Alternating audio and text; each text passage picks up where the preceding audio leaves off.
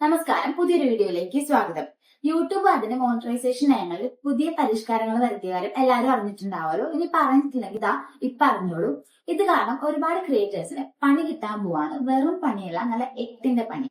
കുറച്ച് ദിവസമായിട്ട് നമ്മുടെ ഇൻഫ്ലുവൻസേഴ്സ് ചേട്ടന്മാർ പല ചാനലിലും പറയുന്നുണ്ടായിരുന്നു, ഇൻഫ്ലുവൻസേഴ്സിന്റെ കാലം കഴിഞ്ഞു മക്കളെ, ഇനി നമ്മൾ കാണാൻ പോകുന്നത് AI രൂപങ്ങളെയാണ്. ഇത്തരത്തിൽ ഒരുപാട് പേരാണ് വീഡിയോസ് ഇട്ട് ഞാൻ കണ്ടിട്ടുണ്ടായിരുന്നത്. അവരുടെയൊക്കെ വായടപ്പിക്കുന്ന രീതിയിലാണ് യൂട്യൂബ് ഇപ്പം മറുപടി കൊടുത്തിരിക്കുന്നത്. അങ്ങനെയൊന്നും നിങ്ങളുടെ വരുമാനം മുട്ടില്ലട മക്കളെ. പക്ഷേ ചുമ്മാ വരുമാനം തരാനും യൂട്യൂബ് ഉദ്ദേശിക്കുന്നില്ല. അത് നല്ല കൃത്യമായിട്ട് പുതിയ മോണിറ്റൈസേഷൻ പോളിസിയിൽ നല്ല വ്യക്തമായിട്ട് അത് പറയുന്നുണ്ട്. ഇനി നമുക്ക് കാര്യത്തിലേക്ക് കിടക്കാം. ഒരേ വീഡിയോകൾ നിരന്തരം അപ്ലോഡ് ചെയ്യുന്നവരെയും മറ്റുള്ളവരുടെ കണ്ടന്റുകൾ ഉപയോഗിക്കുന്നവരെയും ലക്ഷ്യമാക്കിയാണ് പുതുതായി യൂട്യൂബ് മോണിറ്റൈസേഷൻ അപ്ഡേറ്റ് നടത്തിയിരിക്കുന്നത്. എല്ലാവരും ചെയ്ത കണ്ടന്റുകളും ഒട്ടും പ്രസക്തിയില്ലാത്ത വീഡിയോകളും കുറയ്ക്കുക എന്നതാണ് ഈ മാറ്റത്തിന്റെ പ്രധാന ലക്ഷ്യം. മാത്രമല്ല, AI ഉപയോഗിച്ചുള്ള വീഡിയോകളും ആവർത്തിച്ചുള്ള കണ്ടന്റുകളും നിർത്തലാക്കുന്നതിന് ശക്തമായ നിലപാടാണ് ഇപ്പോൾ യൂട്യൂബ് എടുത്തിരിക്കുന്നത്. ഈ വീഡിയോകൾക്ക് യൂട്യൂബിൽ നിന്നും പണം ലഭിക്കില്ല. പുതുമയുള്ള കണ്ടന്റുകൾ വളരെ പ്രധാനപ്പെട്ടതാണ്. സോ അപ്ലോഡ് ചെയ്യുന്ന കണ്ടന്റുകൾക്ക് പുതുമ നിർബന്ധം.